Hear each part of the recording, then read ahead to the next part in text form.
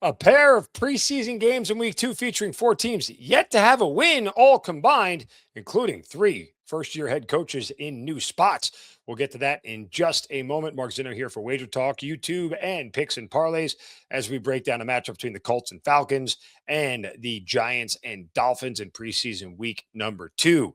Want to make sure you guys have hit that subscribe button so you're alerted every time these videos come up, and you're alerted every single time the morning wager pops up. It's Monday through Friday right here on the Wager Talk YouTube page. Me and Brian Power get together and go down the entire slate of games that are going on that night, whether it's baseball or the NFL preseason. We also give you guys 3 free plays. That's reason enough to tune in because 2 of those 3 plays likely going to be winners for you. How do I know that? Because 60% of our plays that were free have been hitting at that rate since the beginning of the year. So 2 out of 3 plays likely going to put some coin in your pocket just for tuning in.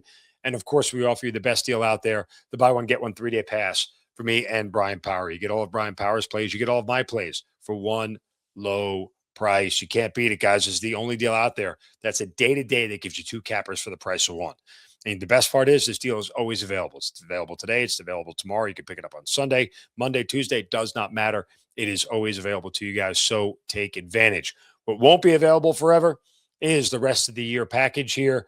It's only good through the end of August. So make sure you jump in right now, which means you get all of the college football regular season, most of bowl season, with the exception, I think, of the semifinals and finals of bowl season in the college football playoff. But you get a first round of college football playoff games at best. You get 17 to the 18 weeks of the NFL regular season, the start of hockey, start of the NBA, tip off college basketball season, with all those amazing college basketball tournaments that go on. All of that is included there for you guys in this deal. It's long-term savings, long-term value. That's the way you need to think. But if you'd like something short-term, guess what? Summer special is still available for you guys. It's good through August 31st. You buy 3, you get 3 free. Every single play in every sport that's there available for you guys always. So take advantage of it. Again, only good through August 31st. Reminder, with it being the weekend here, $5 Tuesday right around the corner. Every single Tuesday, individual plays are just $5. Make sure you take advantage. And then finally, I need to tell you about the biggest contest of all, the Splash Sports $21 million Pro Football Survivor contest. Use that code WagerTalk. You get a $100 bonus on Splash Sports. The great thing about this is that, guys, you don't need to be in Vegas. You don't need a proxy. You don't need any help or assistance. Even better, what you can do is you could split it between you and a friend. You can split it between you and 4 friends. Make it 5 people. You can make it 10 people. It does not matter. You can do it in shares, and everybody is welcome if you want to cut down some of the entry fee cost to get in this thing. BP and I have a joint entry together. Go up against us. Try to win that $21 million. I don't think you're going to do it, but you can give it your best shot. All right, let's take a look at the matchup here between Atlanta and Indianapolis. Right now, we're seeing the Colts, who opened as a 2-point favorite. It's ballooned up to 3.5 across the board. We're seeing a total 37 was the 36.5 is where it sits right now. Here's what I can tell you. Falcons were god awful in preseason week 1. Tua Tagovailoa was awful in preseason week 1. These 2 teams have been in a joint practice all week long. Kevin Stefanski of the Falcons has told us that the first and third preseason games are the most important. His starters have gotten all the reps in the joint practice over the course of the last week. So you're going to see a ton of backups here. Now, again, what that means for the Falcons, it's not going to be Michael Penix. He hasn't been cleared to play. So it'll be Cooper Rush and Jack Strand. Jack Strand was the best quarterback for the Falcons in week 1, helped them score their only touchdown. I actually think that he's going to be a bigger part of the reason why I believe this game ends up going over the total. Now, in week 1, again, I mentioned the Falcons are bad, but they played a really good defense in Denver, and it just didn't look good all around. But I expect their offense to be a lot sharper, and I expect their defense to try and be sharper. But that's the big thing, is that I don't trust the Falcons defense right now to stop anybody.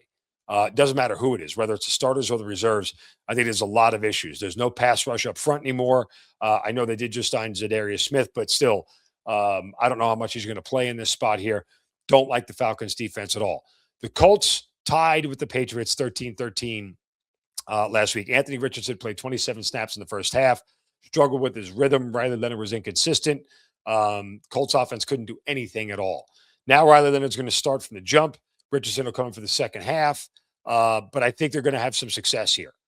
I think they're really going to have some success here when you talk about, the Colts being able to be more consistent here, especially with the joint practices.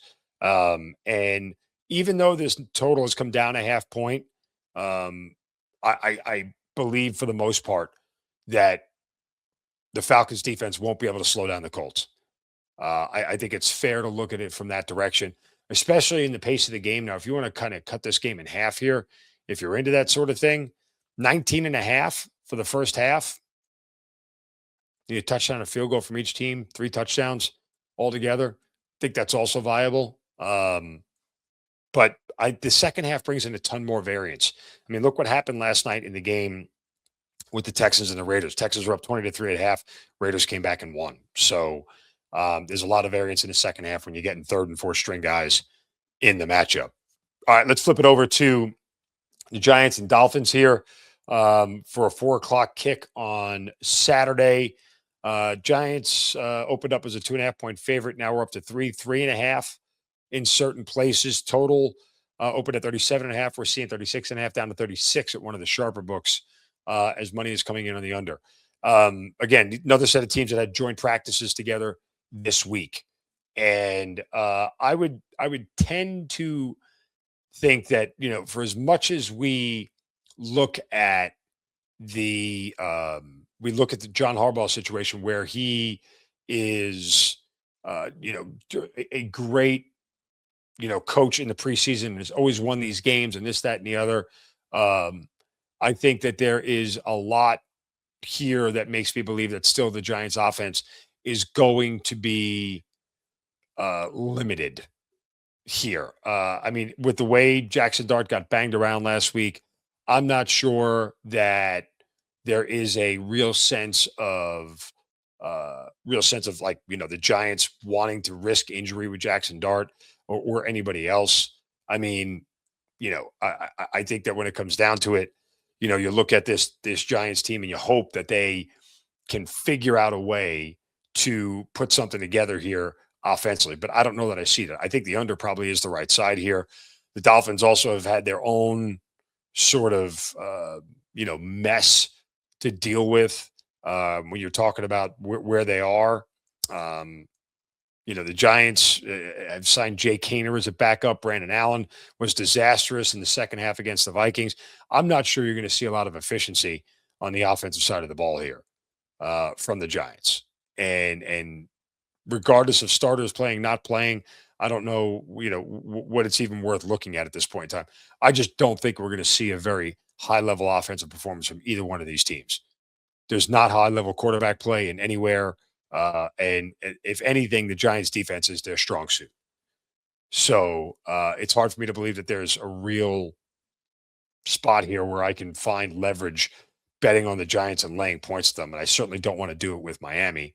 It seems to me like, that's a spot where I don't want to back them. I mean, look, Quinn Ewers didn't practice. Malik Willis, we don't know what he's going to do. The other quarterbacks on the roster are Cam Miller and Mark Gronowski. So this is, again, really, really not good quarterback play from either one of these teams, which leads me all to the under. Monday through Friday should lead you to the morning wager with me and Brian Power. It's right there on your screen. Get the buy one, get one 3-day pass. Of course, don't forget to sign up for the Splash Sports $21 million Pro Football Survivor Contest. Use that code WagerTalk. You get a $100 bonus over on Splash Sports. Best of luck with all your NFL preseason bets. Go cash some tickets. We'll talk to you next time.